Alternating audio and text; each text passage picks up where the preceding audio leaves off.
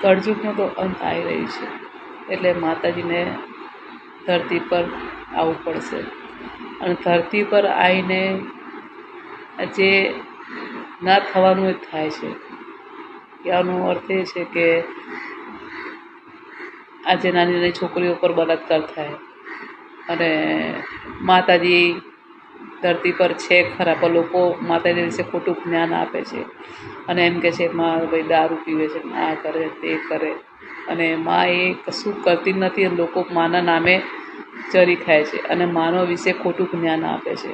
પહેલાં તો એ નહીં ખબર કે દેવી દેવતાના કેટલા રૂપ અને કેટલા અવતાર છે. બસ એનું વર્ણન કરતાં આવડે છે, 33 દેવી દેવતા, 84 ખાતું, આ બધું બોલતા આવડે છે.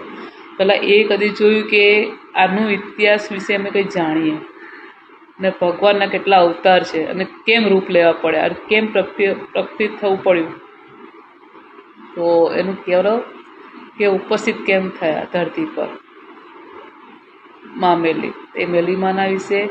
એટલે કે આનો અંત, કળયુગનો અંત જલ્દી આવી રહ્યું છે અને ભગવાન ક્રોધિત થયા છે બધા ભગવાન, તો ધરતી પર જરૂરી એમની આગમન થવાનું છે અને એનું અંત જલ્દી થવાનું છે. અને ભગવાનના વિશે કોઈ જ્ઞાન ના હોય તો નહીં, જ્ઞાન હોય તો